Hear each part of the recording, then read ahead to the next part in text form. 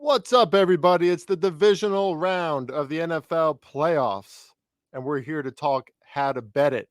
We won 5.23 units in the wild card weekend, and we are plus 37 units in the NBA since mid December.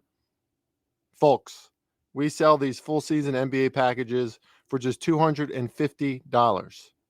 You see some of these touts on Twitter, $50 for a day pass, $100 for 1 week. For what? So you can go on an up and down roller coaster with them, lose some, win some. They're full of excuses. Get the hell out of here. This is Farley Bets. You're listening to Laying the Points with Farley Bets. Send me a DM at Farley Bets on Twitter if you're interested in our premium packages. It's the divisional round. Let's go!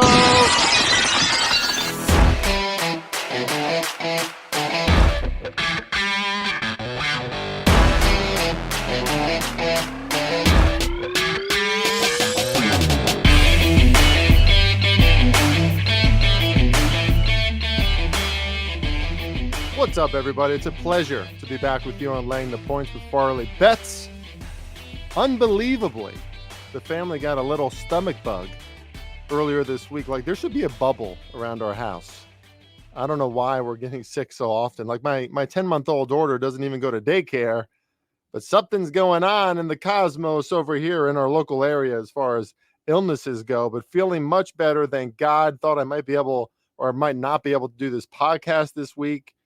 As the family's on the up and up once again, and we hope to keep it that way.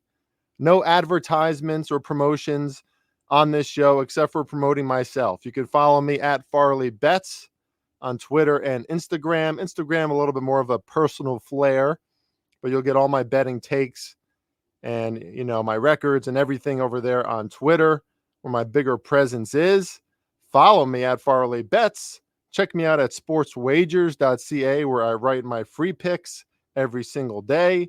Check me out at PicksWise every week for a free NFL write-up or two as well. And on the BetUS NBA show on Tuesdays and Wednesdays. I'll actually be on Thursday this week as well at high noon Eastern Standard Time to give out NBA free picks. Again, only a quick self-promotion, because we are plus 37 units in the NBA since mid-December. Absolutely finding our stride. Feel very confident about our takes every night. We just went 4-0 on Tuesday night, betting on the Kings, betting on the Clippers. And we're back with another BetUS NBA show today. More free picks, even more picks for my premium customers. So send me a DM at Farley Bets if you're interested. If not, just keep tuning in to all this free content we give out. And this will probably be a shorter show today, obviously, because just 4 games in the NFL's divisional round as the season starts to really dwindle down here, which is sad, but divisional round is known to be some of the best football that we get all season, right? Which is interesting because we got a lot of big favorites coming into this weekend as well. So a lot to discuss, probably going to be a shorter show with these 4 games. But like I said at the top, we were plus 5.23 units last weekend and feeling good about our takes this week. Overall, way in the black. That means in the positive this season. So let's get right to it. Houston Texans at the Baltimore Ravens. The local Baltimore Ravens. They're about 40 minutes from me. Man, I'll tell you, people, my friends, my enemies. No, but mostly my friends and supporters and premium customers are probably getting annoyed by me because I haven't supported Baltimore enough this season. And in reality, it's because we really haven't seen a Baltimore team this good, have we? Right? Their defense has been remarkable. Probably their best defense that they've had in 10, 15 years, in my opinion. Reminds me of the Ray Lewis and Suggs and, just the great players that used to haunt other teams every single week and haunt opposing quarterbacks. They fly to the ball. Roquan Smith made a huge difference when he came over there, but so has Kyle Hamilton and that young secondary who I thought would be fantastic last season, had to battle through some injuries, and now we see that some of the draft capital that the Ravens have attained the past few seasons, they just know how to build a defense. They're very much like the Steelers in that way. They know how to keep their defense competitive, and develop them, and they get better and better.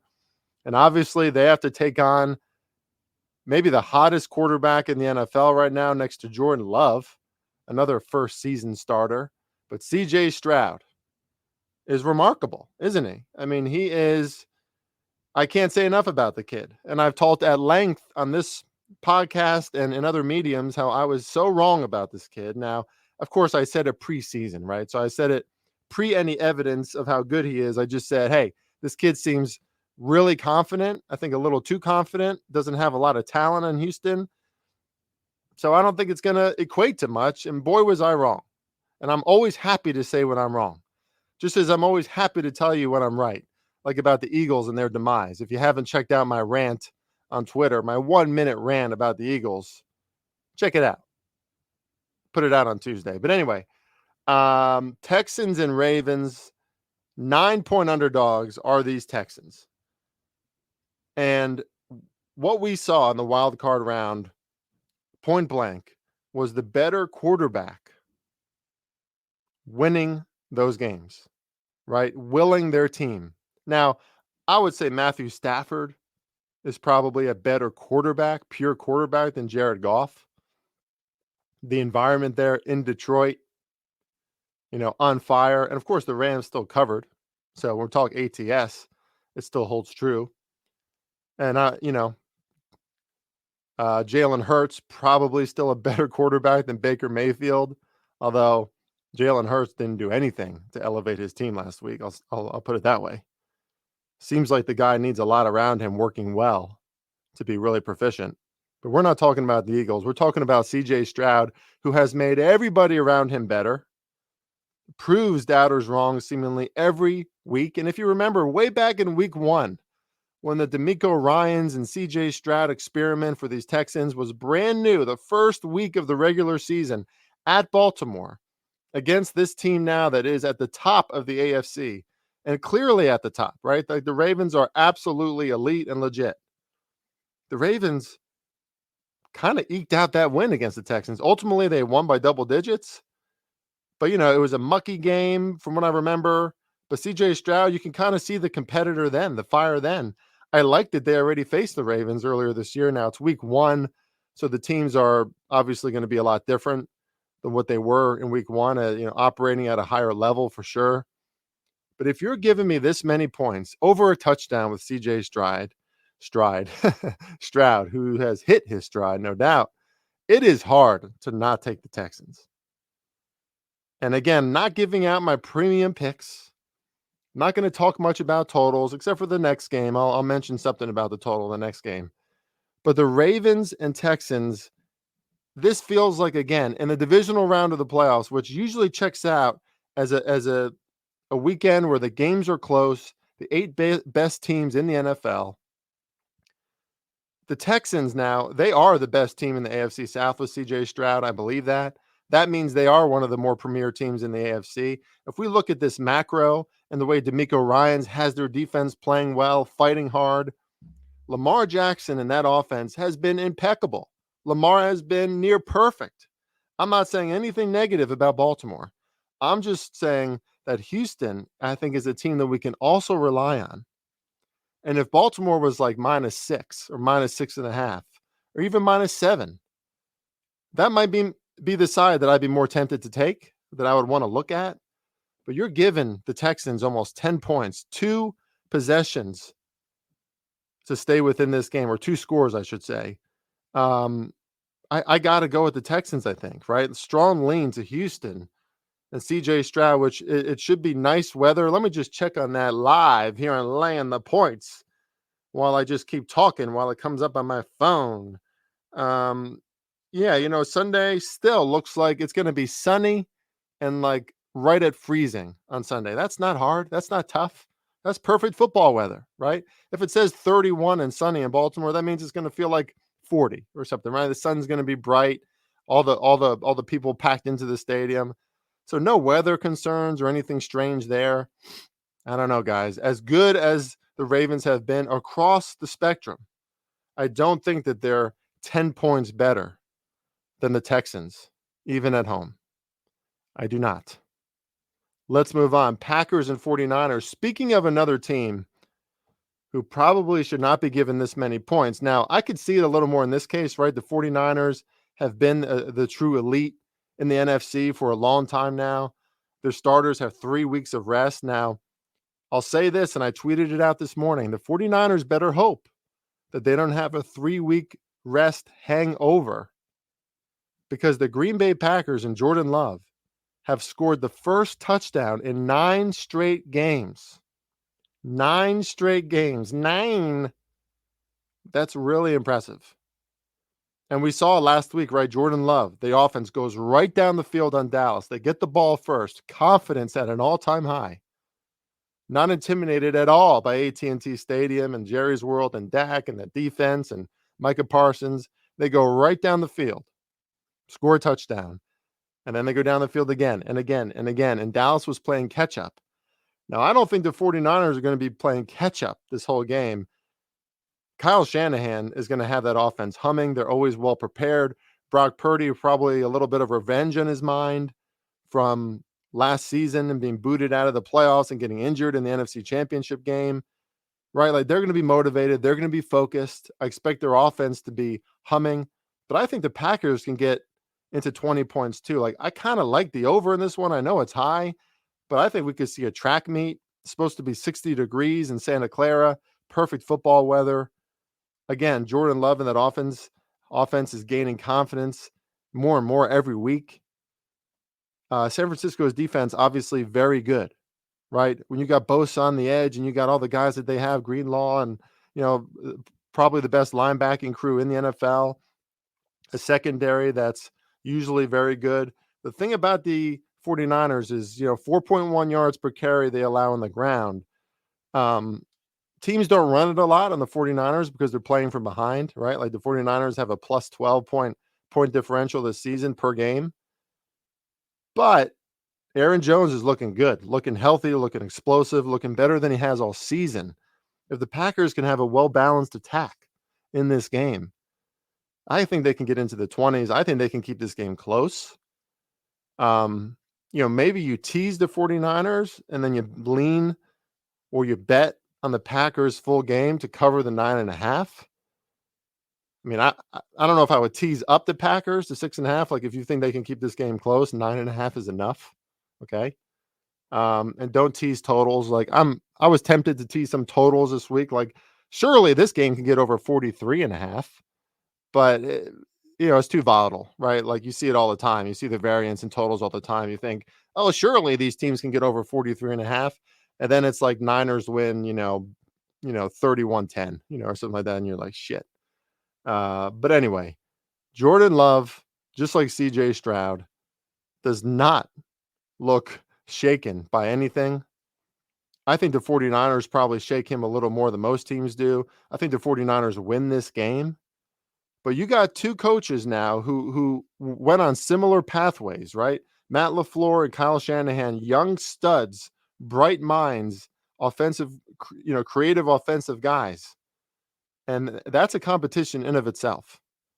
And if the Packers are down by 14, 16, and there's 2 minutes left, I still like that I have 9.5 on the Packers in my pocket because Jordan Love down the field, right? And I think he's proven that he can execute really well in those cases. This guy, by the way, I mean, you probably heard all the stats by now, but the last 5 weeks, 12 touchdowns, 0 interceptions, over 9 yards per pass. Like that, these are first place in the NFL marks. And something like 78% completion percentage. I mean, this kid is absolutely smoking opposing defenses. Okay. It's not like, like an aberration. Like, we're not, and they've faced some good defenses recently. Right? Like, Chicago looked better on defense the back half of the season. Minnesota's defense has looked better. Right? Carolina, but certainly Dallas and the kind of things they can do against an opposing quarterback. No intimidation. So lean Packers at the 9.5. But I do think the 49ers win. And I lean over as well. Buccaneers and Lions. Now, this one's really about your market evaluation, in my opinion, right? Because is it about the Lions? Like, should they be given this many points? So you could say that to yourself, right? Like, do the Lions deserve to be 6-point favorites in a big NFC divisional round playoff game against the Bucks team that just beat the Eagles by margin, right? Baker Mayfield playing really well. They've won a ton of games to end their season to put themselves in this position, right? Like clutch play and clutch performances the back half of the season. Or is it the Bucks who are getting too much love because they just beat the downtrodden Eagles, who the Eagles have looked bad for over a month? The Eagles lost to the Giants. They almost lost to the Giants twice. That says a lot about the Eagles. Like, a Giants team that has a lot of backups at this point in the season, right? They lost to the Cardinals. I mean, the Eagles have been a bad operation. That win for Tampa last week was more about an Eagles team for me that looked lifeless, deflated, like nothing changed, right? Like, that's coaching. And give credit to Baker Mayfield and the Bucks, but I think it's the latter. I think the Bucks may be getting too much love here. I think at 6, going into Detroit with that crazy crowd, Dan Campbell and his culture, a comfortable week at home, confidence at an all-time high, the pace and the tempo that their offense can move at, and a defense that can step up too against, let's face it, a Tampa Bay offense that has looked pedestrian, mediocre at certain points this season, right? Like, couldn't even score against the Panthers in that divisional game not long ago. I would have to lean towards the Detroit Lions. Give them a little love in the spot. I think they deserve this. I think they're at home. I think if this is a different point in the season, you might think, or I would think that they would be 7.5, 8-point favorites, maybe, right? Especially like mid-year where the Bucks didn't look like they were going anywhere. Now, give credit to the Bucks. You know, Baker Mayfield and the Bucks could certainly keep this close. Just my leans for now. But Lions looking kind of tasty at -6. Chiefs and the Bills. Bills are up to 3-point favorites, 3-point chalk, as Patrick Mahomes plays in his first road game in the playoffs. Wow, how coddled. Or no, it's just because the Chiefs have been that dominant. Man, this one's tough. That's what I'm going to say. Man, this is tough. How do you not take Patty Mahomes and the Chiefs in a situation where they're getting 3 points, even though they're on the road? It's the Chiefs, right? And we saw the Chiefs do what the Chiefs do last week, putting the Dolphins to bed nice and early in that one, controlling that game. I know the weather had something to do with it, but that defense has something to do with it too. And you talk about a defense that can force Josh Allen into some mistakes. They can get a pass rush. Their secondary has gotten better and better. Ladarius Sneed is the real deal. I think he can shut down Stephon Diggs. I really do, as good as Diggs is. Now, Buffalo's role players kind of proved, right, that they got something in them, right? A guy like Shakir, the 2 tight ends, Dalton Knox and Kincaid. Is it Dalton Kincaid? I don't know. Knox and Kincaid. Yeah, they look the exact same, just 2 big white dudes. But they're both performing well, right? The run game is doing well. Maybe they're going to bust out playoff Lenny again in this one. But, I mean, the Bills starting to look like a more well-balanced offense now. And they've played in these clutch situations over and over and over again. So I'll just say this for now. I think the Chiefs make a great teaser leg, but I think this line is very sharp. I mean, it's the Bills at home. I think these two teams are relatively even. You got to grant the Bills 2 to 3 points at least of home field advantage with the way that, you know, Bills Mafia and how tough it is to play there. And again, like I said last week, Josh Allen, their offense, their defense, all their marks improve when they're at home. Josh Allen makes less mistakes, or I should say he makes fewer mistakes, more touchdowns, fewer interceptions, better decision making. Defense limits the opponents better than on the road. I lean to the under in this one as well. I think this is going to feel like a really, you know, it's going to just feel like a battle, right? Like, these two teams hate each other at this point. They always see each other at this time of year, it seems. You know, they go back and forth a lot. The Bills got the Chiefs last year in the season. This one's going to be close. Spread-wise, I'm not going to pick a side just yet. I might not pick a side in this game. It's okay to not pick a side, by the way. Lean to the under, and I think this is going to be a dogfight and a really, really entertaining final game to watch on Sunday. All right, let me give you, because you listened to the whole show, let me give you a free NBA pick while we're here. The Utah Jazz have been sensational lately. Offense coming together, whooping teams at home. They won 4 out of their last 5 first quarters. They get off to a fast start in front of their home fans. The Utah Jazz in the first quarter are just minus 0.5 right now on FanDuel. Now, that line might move. I would take it as high up as minus 1.5. But it's unbelievable that we're getting a minus 0.5 at FanDuel on the Jazz in the first quarter against a Warriors team that cannot find themselves just yet. And to bet on the Warriors just suddenly finding themselves in this spot at Utah, at elevation, against a team that's working really well together, really fluid, really explosive. I mean, the Jazz are damn near scoring 135 points per game in the last 5 games or so. Take Utah early and maybe take Utah the full game. I'm betting on them in the first quarter, and I think it is a fantastic angle to take tonight at Utah. Thank you, everybody, for listening to Laying the Points with Farley Bets. It's a shorter pod this week. It's going to be maybe even shorter next week as we tackle the conference games. And let's face it, give ourselves a little reprieve from the NFL season, because it is something else to tackle every single week, all the work that goes into it. Thank you so much for listening. We love all of our followers and our listeners. Follow me at Farley Bets. Let me know about those premium packages. Let's win some damn money this weekend. Let's go!